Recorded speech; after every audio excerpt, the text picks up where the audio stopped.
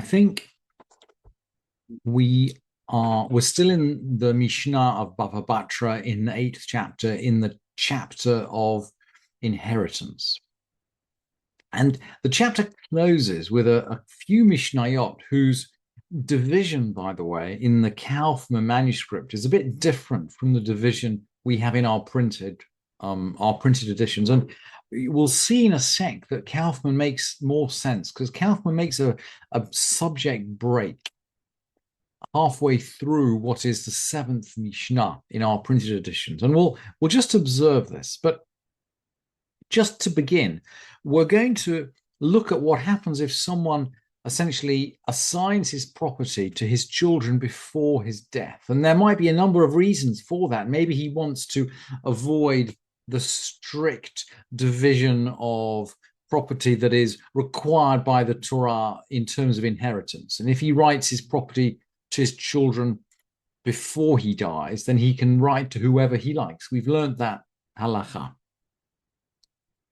Now, of course, just as today, when we might want to assign property to our children but retain some control over it, so today we might put it into a trust, for example, for the benefit of our children. It was common in the time of the Mishnah to write over the capital value of the assets to the children, but to retain ownership of their income until the point of death.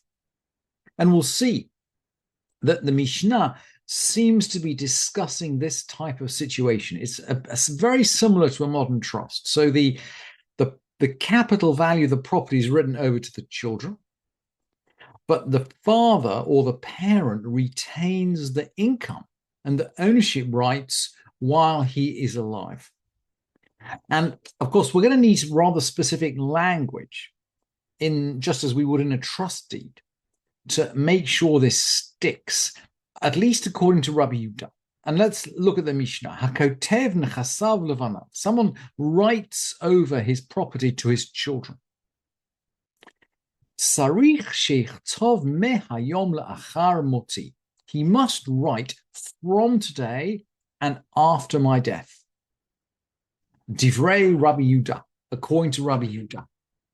In other words, he has to write from today on the contract. And why is that? Because Rabbi Yehuda, well, not just Rabbi Yehuda, but it's clear, and we've just already discussed this in the Mishnah, that a document cannot be executed posthumously, and property cannot transfer posthumously. In other words, if we're going to carry out a property transfer, we have to carry it out before we die. So in other words, he has to write in the document, I'm transferring this property now and after my death, according to Rabbi Yehuda. And fascinatingly enough, Rabbi Yossi is going to disagree. Rabbi Yossi Omer einot tzarich. Rabbi Yossi says he doesn't need to do so. Now, Rabbi Yossi doesn't seem to be arguing that posthumous legal activity can take place. That's a giant leap. But the Bartanura explains, reading the Gemara, it is assumed by Rabbi Yossi that he's going to write the date on this deed. When he writes over his property to his children, the document will have a date on it. And Rabbi Yossi is saying, look, if you date the document, let's say today, then it's clear that you're doing this from today. You're making the transfer today. You don't actually need to write the words from today because it's implied by today's date. And then the Mishnah is now going to explore the implications of this trust setup, that the parent has the right to the income, but the child doesn't inherit the capital until after death. And this is assumed by the Mishnah. And the Mishnah is going to play around with the implications. Someone who writes over his possessions to his son for after his death, i.e., he's going to do one of these trust structures. The father cannot sell the property. Mipnei shehen ketuvin laben, because ownership or future ownership has been transferred to the son. You can't sell something that you don't truly own. And the Mishnah continues, the child can't sell because the property still remains, if you like, notionally in the domain of the father until he dies. He's still, for example, reaping the income from it. Well, what happens if he does sell? Maybe he does sell. He shouldn't do this, but maybe he does sell. If he does sell, title only transfers until his death. Effectively, he must be selling the income from the property, but not the capital value, because after his death, the capital value will revert to the son or the child. And similarly, machar haben, let's say the child sells. Well, the child hasn't taken possession yet. Machar haben, ein lalokech bahen klum ad sheyamut av. If the child sells, then the buyer doesn't actually acquire any interest. No interest at all. Klum ad sheyamut av, until the father dies. In other words, the son can sell some kind of deferred interest in the property. And the Mishnah concludes, so the father harvests and feeds anybody he likes. In other words, and it's now clear at this point in the Mishnah, we're talking about a trust structure. The father is still getting the income from this land. So he's harvesting it, he's giving it to anybody he chooses to give to. It's his property.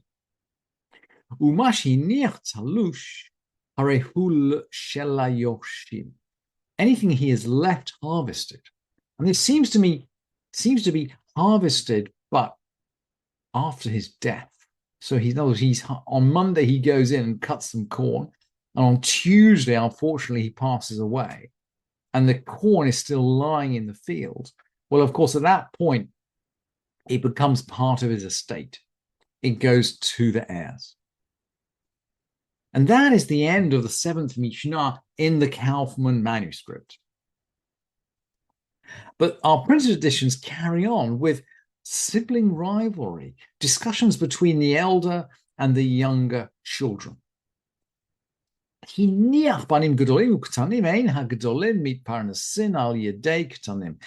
he left older and younger sons, and we'll see in a minute, we're talking about sons here, not daughters. He left older and younger sons. The older ones can't maintain themselves at the expense of the younger ones. And the younger ones aren't fed at the cost of the elder ones. But they have to share equally. And we might ask, by the way, why the feeding the younger ones would be at the cost of the elder ones. And the Bartanura has a beautiful comment. He says, when we're talking about feeding, or we're talking about food and drink, he says, the food of younger children is greater than that of older children. So just as he explains elsewhere, the older children will be spending money on clothes, which the younger children will not be spending. The younger children are going to be eating more. Why is that? Because they eat many times. They seem to have many meals. They're always eating, children. And they throw the food around. They waste food. How familiar is it from anyone who's fed a toddler? They eat, they're always eating, and they're throwing the food around. And that's why, seemingly, you have to have a lot more food in the house to feed young children than you do to feed elder children. What about dowry? Well, let's keep going. Nasugdolim, yisuktanim. If the elder son's married, now from context, this must mean well, context helped by the understanding of the Gemara. If the elder ones married, the younger ones marry. In other words, if there was enough capital there to pay for the elder ones to get married, in other words, over and above their shares, then the younger ones can marry too. Yisu Aktanim. If the younger ones said,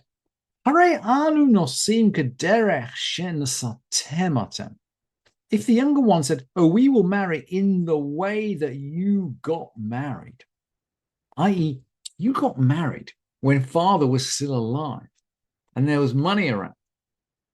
And so we're going to take money out of the estate to marry in the same style. We don't listen to them.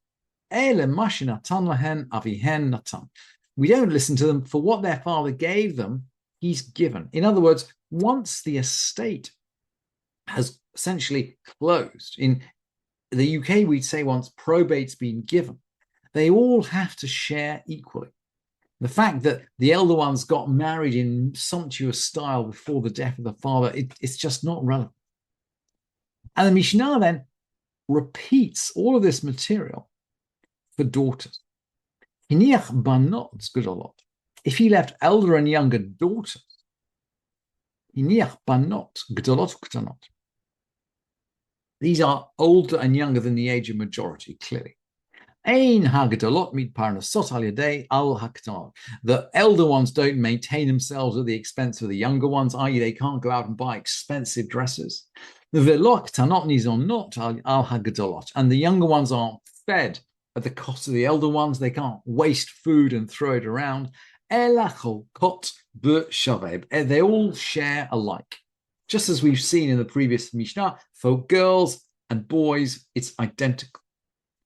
But there's always a but in the Mishnah. But there is one area where we are more stringent with daughters than with sons.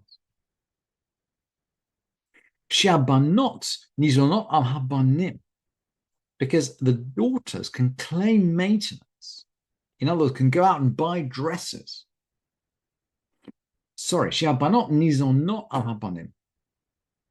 Because the daughters can be fed at the cost of the boys, but they can't be fed at the cost of the daughters. There seems to be some priority to feeding daughters in the life of the Mishnah. And this is how the 8th chapter closes. And the 9th chapter, which we'll look at in the next time we meet, the 9th chapter will drive this harder. The 9th chapter will accentuate in greater detail the differences between boys and girls in the division of the estate, and in fact will give priority to the girls.